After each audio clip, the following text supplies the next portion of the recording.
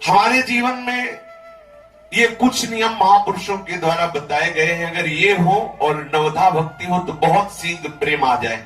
पहला है, प्रत्येक साधक को ब्रह्म मुहूर्त में उठना चाहिए।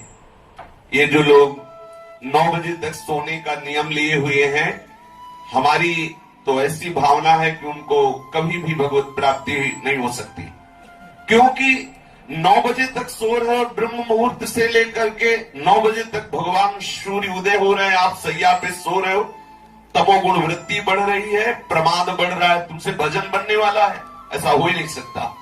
कैसे भगवत प्राप्ति होगी? अरे भगवत प्राप्ति वाले को कभी ब्रह्म मुहूर्त में नींद आ सकती, असंभव बात है। यदि वो रात्रि भर बैठकर भजन किया है तो भी ब्रह्म मुहूर्त में नहीं सोएगा, फिर बाद में सो लेगा। ऐसे कितने साधक हैं जो रात्रि में भजन करते हैं। 1-2 बजे तक नाना प्रकार की विलासिता में समय काटिए और सुबह 10 बजे तक सोइए और अपने आप को साधक माने, असंभव बात। भगवत प्राप्ति असंभव। सावधान रहिए। प्रातः काल का 3 बजे से और सूर्य उदय तक का जो समय है, ये महामहिमामय समय है। इसमें अधिकतर ध्यान युक्त जप किया जाए, बहुत लाभ की प्राप्ति होगी। ये बहुत अमृतमयी वेला है। बड़े बड़े महापुरुषों ने, गुरुजनों ने इसी समय को सार्थक किया है भजन के द्वारा, फिर अनुभव करके बताया है। जो प्रातः कालीन 3 बजे से लेकर सूर्य उदय तक भजन नहीं करते हैं, वो दिन में भजन करें ऐसा नहीं लगता हमें तो, कि वो तन्मयता पूर्वक भजन कर पाएंगे। ब्रह्म मुहूर्त में जब भजन होता है तो दिन भर का नशा चढ़ जाता है। जैसे समय से आप नशा कर ले तो दिन भर वो गूंजता रहता है, ऐसे ब्रह्म वेला पर यदि आपने गुरु मंत्र की तन्मयता 2-3 घंटे की तो 24 घंटे उसका नशा चढ़ा रहेगा। रात्रि में सोने के समय और प्रातः काल जग करके सूर्य उदय तक सतत भजन करें, मंत्राकार वृत्ति करें, ध्यान युक्त जप करें, फिर आप देखिए कैसा आपको लगता है। यदि आप बहुत ही शरीर स्वस्थ है और आपका अभ्यास बहुत कमजोर है तो भी सूर्य उदय होते होते आप उठ जाइए। सैया में लेटे हुए हैं, सूर्य उदय हो रहे हैं और आप साधक कहलाते हैं, बड़ी हंसी की बात है। बिल्कुल कदापि ऐसा ना। ये महापुरुषों के सिद्धांत बताए हुए हैं। प्रत्येक साधक को ब्रह्म मुहूर्त में उठ जाना चाहिए। यदि ऐसा संभव ना हो सके तो सूर्य उदय होते होते उठ जाना चाहिए। सूर्य उदय हो रहे हैं, आप सैया में, वैसा कभी नहीं होना चाहिए। दूसरा, प्रातः काल जग करके किसी सांसारिक विषय का निर्णय नहीं करना चाहिए। अब शांत है, उसी समय हम चिंतन, व्यापार या नाना प्रकार की बातों का कर रहे हैं, उस समय केवल भगवत चिंतन में तन्मयता करने की चेष्टा करनी चाहिए। तीसरा, प्रातः काल सूर्योदय के समय और संध्या के समय, 2 समय प्रार्थना युक्त भाव से, यदि आप वैष्णव उपासना में है, नित्य विहार उपासना में है, तो ठाकुर की मंगला और संध्या आरती के समय पद गायन करते हुए प्रभु से प्रार्थना करें। यदि आप सनातन धर्मी उपासना में हैं तो आप संध्या करते हुए, गायत्री जप करते हुए उस समय प्रभु से प्रार्थना करें कि हमारे जीवन की संध्या होने जा रही है, अभी हमारी आपकी संधि नहीं हुई, हमारा मन विषयों में फिसल रहा है, नाथ स्वीकार कर लो। हे पतित पावन, मुझ पतित को अपने सानिध्य का अनुभव कराओ। आप हमारे हृदय में हो, ऐसा मैं अनुभव कर पाऊं।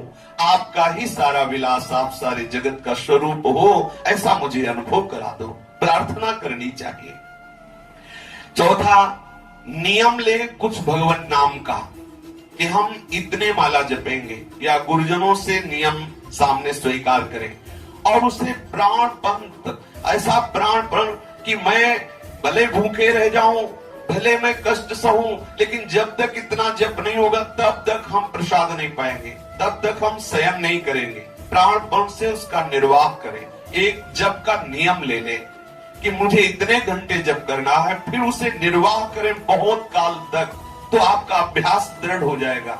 आपके लिए बहुत सहज हो। नियम में बहुत बड़ी ताकत है।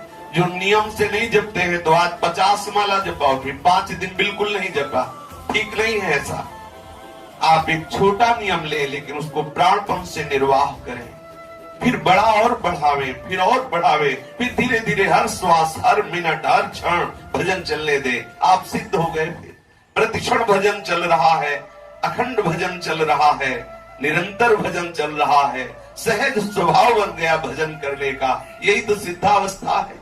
और ये आएगा तभी जब आप नियम से दृढ़ता पूर्वक भजन करेंगे। फिर कुछ शास्त्रों का नियम होना चाहिए, नित्य स्वाध्याय का। गीता जी हैं, भागवत जी हैं, रसभरी वाणियां हैं आचार्यों की, उनका नियम होना चाहिए।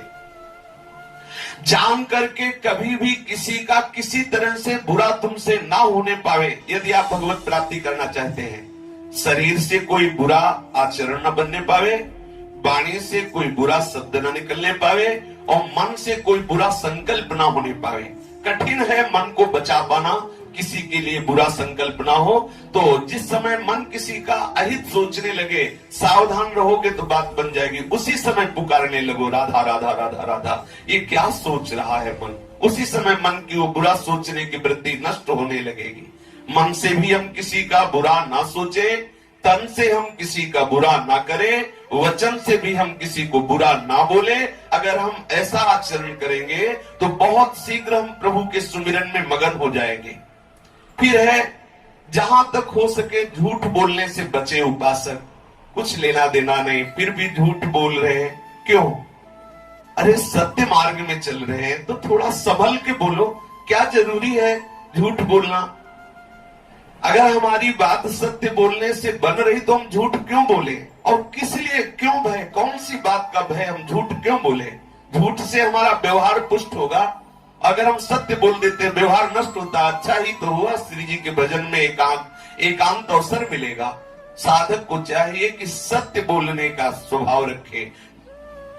फिर कह रहे हैं कि किसी को भी, जो पुरुष साधक हो वो स्त्री शरीर, किसी भी स्त्री को, जो स्त्री साधक हो पुरुष शरीर को, कभी भी सुंदरता के आरोप भाव से ना देखे कि बड़ी सुंदर स्त्री है या बड़ा सुंदर पुरुष है।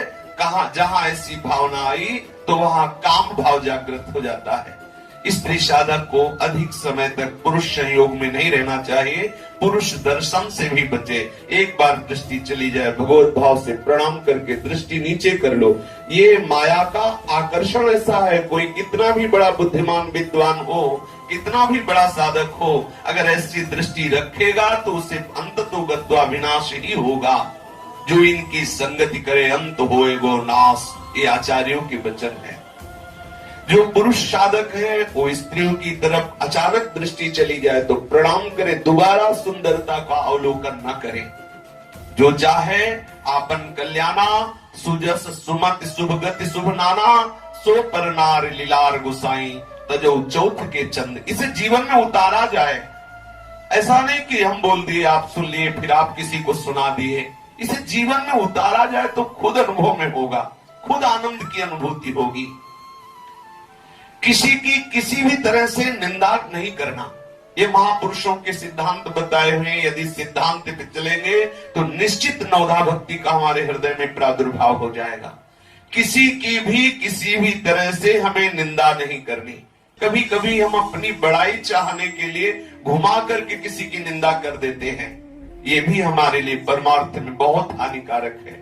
कभी किसी की हम प्रशंसा करते हैं तो उसकी प्रशंसा पुष्ट करने के लिए हम किसी दूसरे की अवहेलना की वार्ता करने लगते हैं कि देखो वही वो है। ऐसे हमें क्या मतलब? हमें तो सब जगह अपने आराध्य देव की भावना करनी है, ना किसी की स्तुति करनी है, ना किसी की निंदा करनी है। भोजन आप फलाहार कर रहे हो या आप अन्न पा रहे हो, आप उतना ही पाए जितना पाने के बाद आपको ऐसा न लगे कि हम छक गए हैं। ऐसा नहीं लगना चाहिए।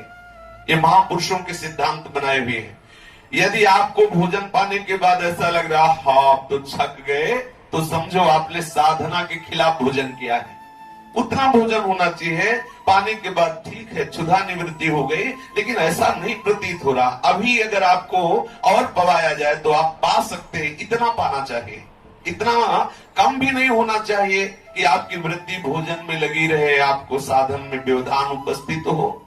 चाहे फलाहार हो या अन्न हो या जल हो, जब आप पा रहे हो उस समय किसी से वार्ता ना करें, उस समय केवल नाम जप करें, क्योंकि वो भोजन जो आप पा रहे हैं जिस संस्कार से युक्त होगा, अगले समय में वो संस्कार आपके ऊपर छा जाएगा। यदि आप गंदे दृश्य देखते हुए भोजन पाएंगे टीवी आदि में, और गंदी बातें करते हुए या नाना प्रकार का कुचिंतन करते हुए, तो वो भोजन जाकर आपके हृदय में वैसा ही प्रभाव डालेगा और आपका भजन बाधित हो जाएगा। भोजन के समय महापुरुषों ने कहा कि ये आपकी भजन की वृद्धि और हानि करने का ठीक समय है। यदि आप भोजन ठीक भजन करते हुए पा रहे तो आपका भजन बढ़ेगा। भोजन करते हुए कि चलो हमने 20 माला तो कर लिया, भोजन पाते हंसी मजाक शुरू, इधर उधर का चिंतन शुरू, तो आप समझ लीजिए आप आगे के समय के लिए भजन नाश की वृत्ति पैदा कर रहे हैं। पवित्र होकर गुरुदेव भगवान के अनुसार जो मंत्र उपासना मिली उसका चिंतन करते हैं, एकाग्र होकर भोजन पाए, उतना ही पाए जितना आपको आवश्यक है, अधिक ना पावे। कभी भी कहीं भी ऐसा लग रहा हो कि दूसरे के हक की वस्तु है तो कभी उसे आप ना लें। कभी भी चार साधक बैठ करके किसी का उपहास न करें, हंसी मजाक का वातावरण उपस्थित न करें। गुरुजन सामने पड़े, जय बार पड़े, उनको प्रणाम करें, इससे अहंकार का नाश होता है। सब जीवों में ये देखें कि हमारे आराध्य देव जो सिंहासन में विराजमान है वही सब जीवों में विराजमान है। ऐसी भावना से जो भी दृष्टि में आए तो उसे मानसिक प्रणाम करने की चेष्टा करें। कभी कोई आपके साथ प्रतिकूल व्यवहार कर दे तो किंचन मात्र क्रोध ना करें। यदि क्रोध आ जाए तो जो जप किया है उसमें और जप बढ़ावे दंड के रूप में, कि आज हम 20 माला का नियम लिए लेकिन आज हमें गुस्सा आ गई, आज 20 माला और करेंगे तभी भोजन पाएंगे। नियम ले, अगर क्रोध आ जाए तो आप अपनी उपासना में नियम जोड़ दें, ठीक है आज क्रोध आ गया, आज भोजन नहीं पाना, आज उपवास करके केवल नाम जप करना है, इससे आप क्रोध पर विजय प्राप्त कर लेंगे। पूज्यपाद सूर्य बाबा जी महाराज कहते हैं यदि 1 महीने में एक बार अच्छे से क्रोध कर लिया जाए तो भजन का प्रभाव नहीं पड़ता उसके हृदय में।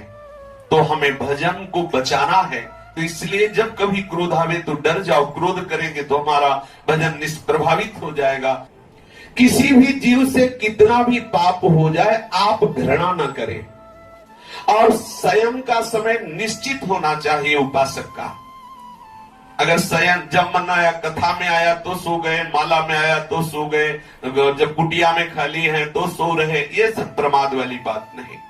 संयम का एक समय होना चाहिए। अगर आप रात्रि के 11 बजे सोते हैं तो 12, 1, 2, 3, 4 बजे उठ जाएं, 5 घंटे हो गए रात्रि में, और दिन में 1 घंटे विश्राम कर ले, 6 घंटे खूब हो गए। अगर आपको और सोना है तो 10 बजे सो जाइए, तो 7 घंटे हो गए। इसके बाद सोते हैं तो आप साधक नहीं हैं। शरीर अस्वस्थ हो तो लेट जाना ठीक है, जब शरीर स्वस्थ है तो लेटना नहीं चाहिए। पद्मासन में बैठो, सिद्धासन में बैठो, सुखासन में बैठो, खड़े होकर जब करो, साधना कर रहे, कोई खिलवाड़ कर रहे। एक उदर पोषण करने के लिए लेबर 8 घंटे दौड़ता है तसला लेकर के, विचार कीजिए। एक परिवार का पोषण करने के लिए 8 घंटे गर्मी, बरसात, धूप, ठंडी कुछ नहीं देख रहा और मालिक की गालियां पा रहा है, 8 घंटे मेहनत करता है केवल उदर पोषण के लिए। हम परम पद के अधिकारी बनना चाहते हैं और प्रमाद करते हैं। नहीं, सावधान, संयम का ठीक समय होना चाहिए, और जो समय निश्चित करें आप।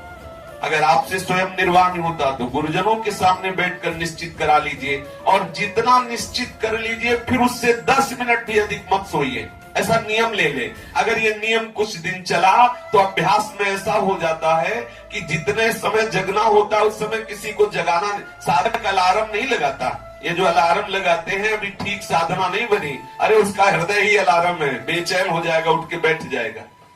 सच्ची बात, जो सच्ची साधना कर रहे हैं देख ले, जगने के बाद पता चलता है कि हम बैठे हैं।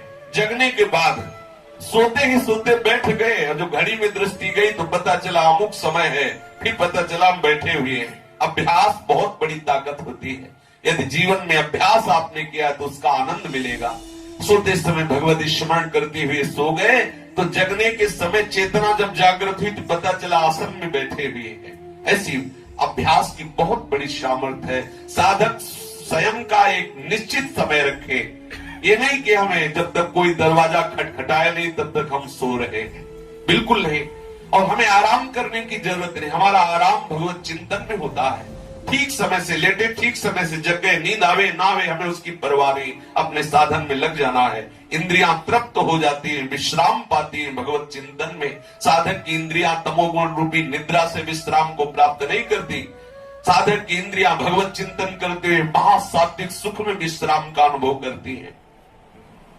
नियम के टूट जाने पर जो आपने नियम लिए हैं, सोने का, जगने का, पाठ का, भजन का, सत्संग का, परिक्रमा का, जो भी नियम लिए हैं, यदि टूट जाए नियम तो दंड अवश्य स्वीकार करें। उचित उपवास, भजन बढ़ाना या किसी ग्रंथ का पाठ रख लेना, सब नियम पूरा करते हुए आपकी जो दिनचर्या है, अगर उसमें नियम टूटा तो जो दिनचर्या है पहले उसको कीजिए, इसके बाद एक पाठ बढ़ा लीजिए। आप सुधा निधि का पूरा पाठ कर रहे दंड के रूप में, हमसे नियम क्यों टूटा, और पाठ कर रहे फिर प्रसाद पाए। प्रतिज्ञा पूर्वक अपने नियम का निर्वाह करें तो आपके हृदय में नवधा भक्ति का अद्भुत प्रादुर्भाव हो जाएगा।